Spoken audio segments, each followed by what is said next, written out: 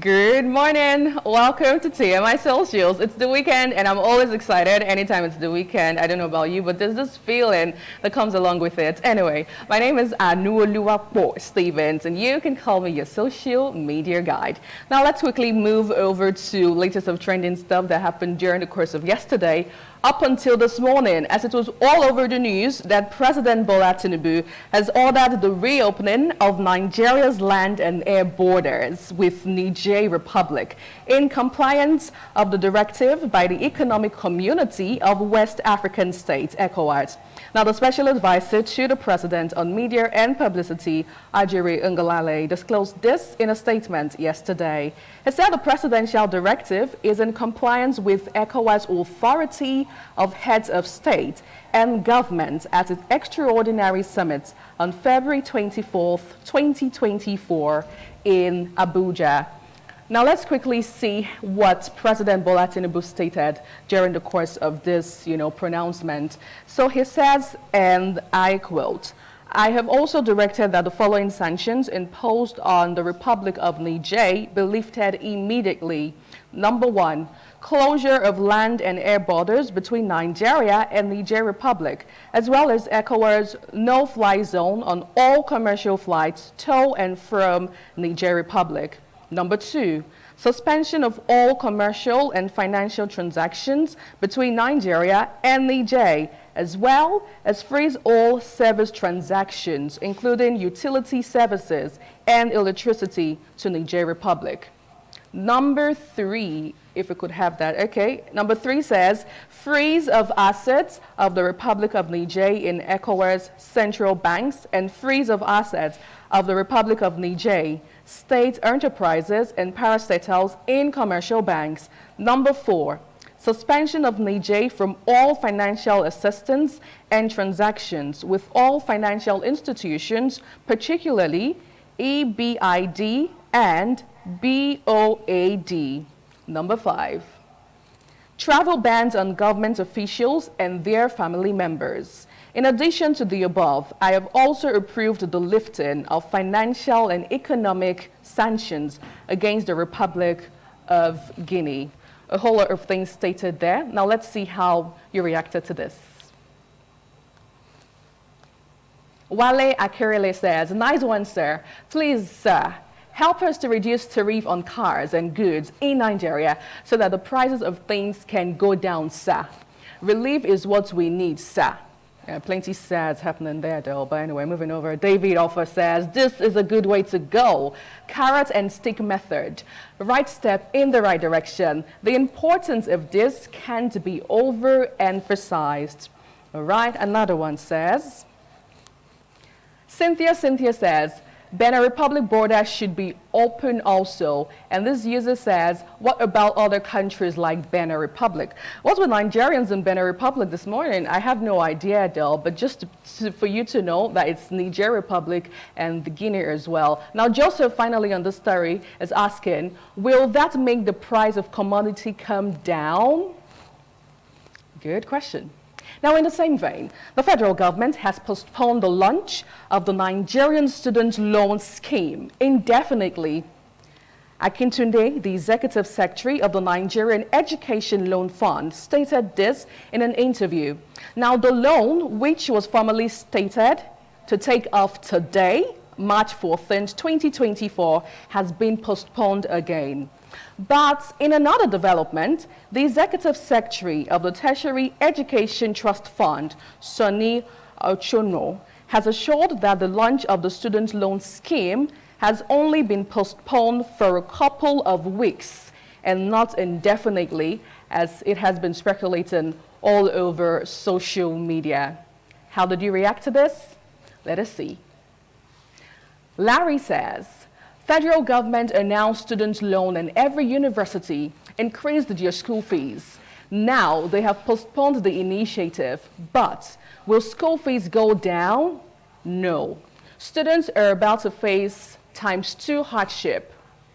Focus on studies and paying exorbitant school fees." Epatewa Fu Tinubu. Okay, moving over to another one. on the story still. Hold up, but school fees were increased on the grounds of student loan. And now the student loan have been suspended. Will the school fees be reduced? Nigeria, with a plenty exclamation mark there. Another one, still on the story, Talk to Ebi is saying, student loan that never made it past the campaign period. Oh, wow. And do we have other reactions still on this? Okay, finally, this guy says, Mr. President, the student loan was a move to high school fees. Now that the student loan has been suspended indefinitely, please tell me, what will happen to the school fees hike? So a whole lot of questions, being asked right now on the street of socials that requires answers that only the federal government can provide. Now, also yesterday, hashtag 11 Muslims was trending as, it also did say that facts, okay, so what did I have? Okay, so it also did say that the Kano State Hasba board has apprehended 11 Muslims for violating the Ramadan fast by eating during the day. Now, the arrests were made during the annual Ramadan enforcement operations, which included searches of eateries and markets.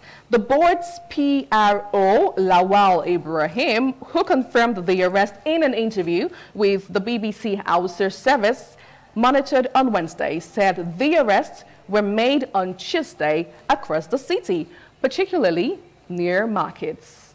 Let's get your take on this.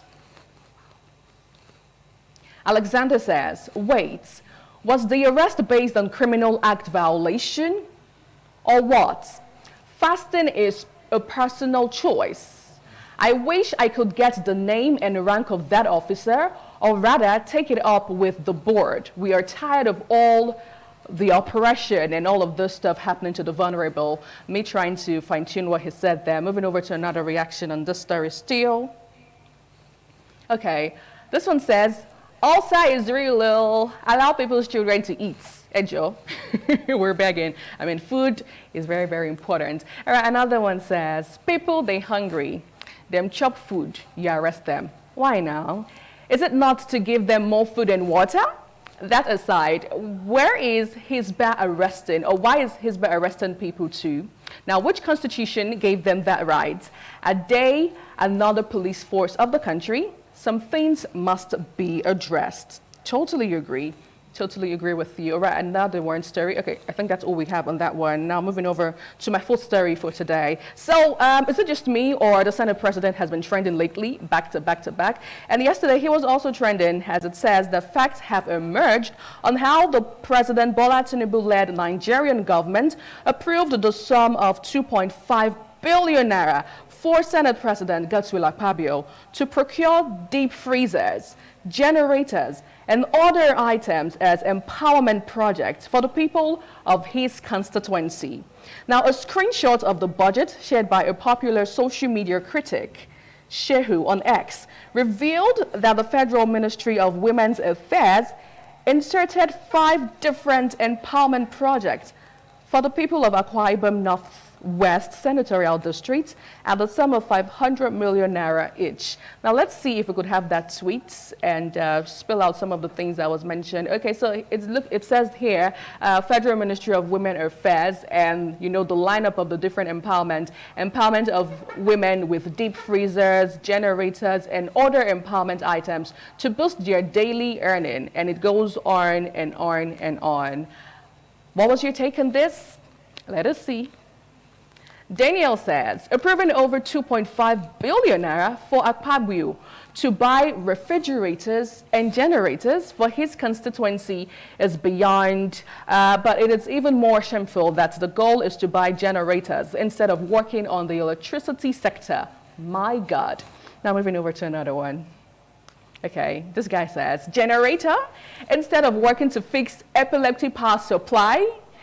Okay, it's all right. Moving over, still in the story. Why all the noise? Did they say the items are for his personal use or for people to earn money? Or is it now bad to empower your constituents? Mid Justice has that to say. With this, I get to say adios. Thank you so much for joining me this morning on TMI Socials. My name is Anuoluwakbo Stevens. I'll see you on another round, all right?